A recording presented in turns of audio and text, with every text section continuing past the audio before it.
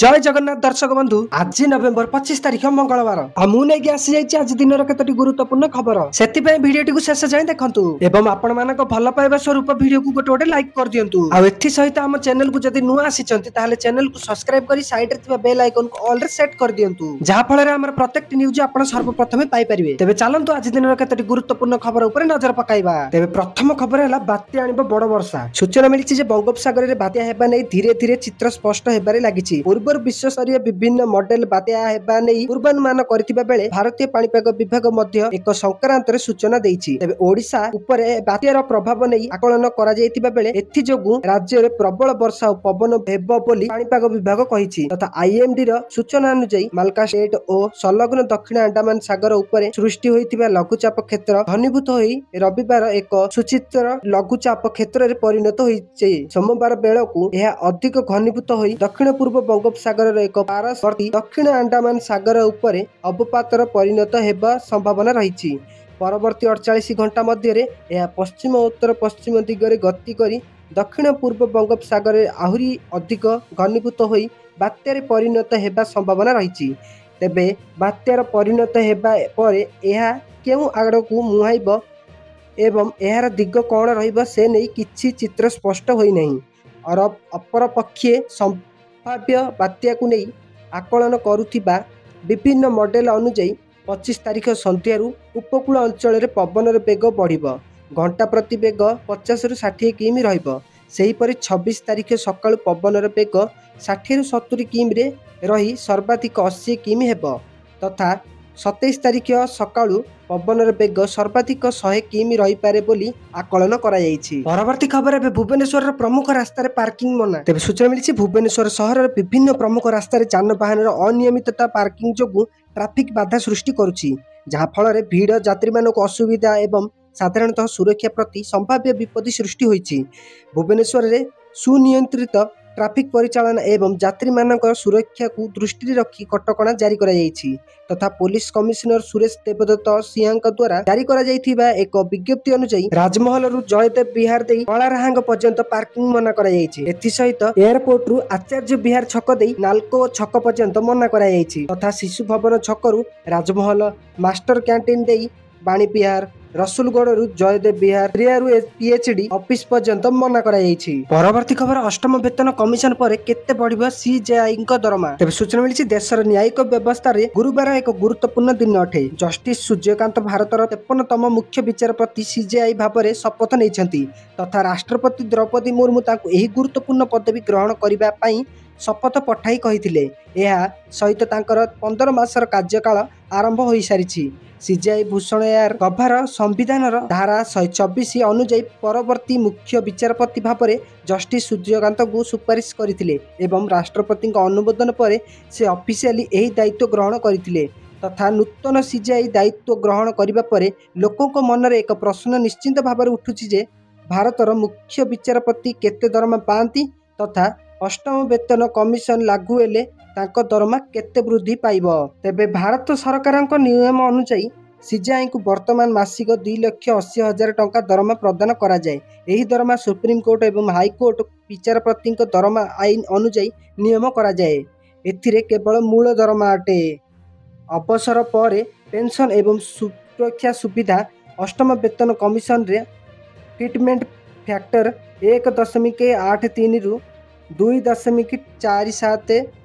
पर्यंत होई पारे फिटमेंट फैक्टर वृद्धि पाइबा सहित मूल दरमा वृद्धि पाए डीए एचआरए एवं टीए भली सुविधा रही जदि फिटमेंट फैक्टर 1.83 हुए तेबे दरमा प्राय 5 लाख होई पारे। परवर्ती खबर में ब्लॉक अधिकारी को आसुची धमक तेबे सूचना मिली भद्रक जिला भंडारी पोखरी ब्लॉक अधिकारी को बिजेडी न छाड़ा मिलुची धमक दल परित्याग कले जीवन रु मारी दिया जिवो बोली किछि असामाजिक व्यक्ति धमक देइतिबा भंडारी पोखरी थाना रे ब्लॉक अधीक्षा सुमति सेठी रविवार दिन लिखित अभियोग करिसेंती तांको परिवार को विपद थिबा दर्शाई सुरक्षा जोगाई देबा को अनुरोध करिसेंती तथा अभियोग मुताबक गत 4 दिन तले भंडारी पोखरी ब्लॉक अधिकारी पंत ब्लॉक अध्यक्ष वासुदेवपुर ब्लॉक अध्यक्ष और भद्रक ब्लॉक अध्यक्ष बिजेडी छाड़ी भाजपा रे जोग देबा को राज्य भाजपा सभापति मनमोहन सामल, जिला सभापति भगवान पंडा, एमपी अभिमुख्य सेठी और भद्रक विधायक सीतासु शेखर महापात्र को दरखास्त प्रदान करिसेंती। यह जना पड़िबा परे किछि असामाजिक व्यक्ति सुमती घर निकट में पहुंची असभ्य भाषा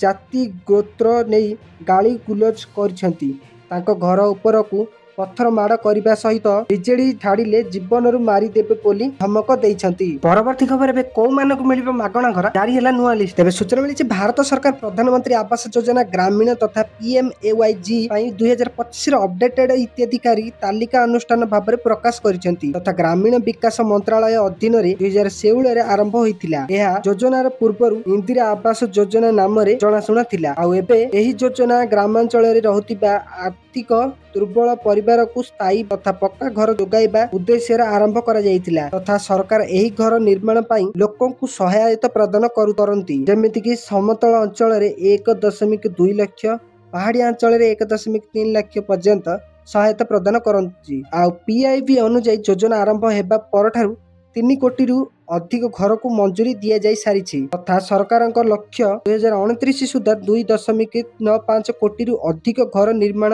समाप्त करिबा फल समस्त घर लक्ष्य हासिल करा जाई पारिबो। परवर्ती खबर एबे 48 घंटा काम करिबे महिला कर्मचारी। तेबे सूचना मिली श्रम संस्कार दिगरे एक प्रमुख पदक्षेप नहीं केंद्र सरकार 5 वर्ष पूर्व संपद द्वारा गृहीत 4टी नूतन श्रम संहिता आईन कार्यकारी करिसेंती। एही 4टी श्रम संहिता हेउछि मंजूरी संहिता, शिल्प संपर्क संहिता, सामाजिक सुरक्षा संहिता एवं वृत्तिगत सुरक्षा, स्वास्थ्य और कार्य परिस्थिति संहिता तथा संहिता कार्यकारी करने द्वारा 29टी पुराना श्रम आईन प्रत्याहार होइछि। सरकार कहिसेंती जे एही संस्कार गुड़िक श्रमिक मानकु अधिक सुरक्षा, स्पष्ट नियम और उन्नत सामाजिक सुरक्षा प्रदान करिबारे ऐतिहासिक भाव में गुरुत्वपूर्ण तथा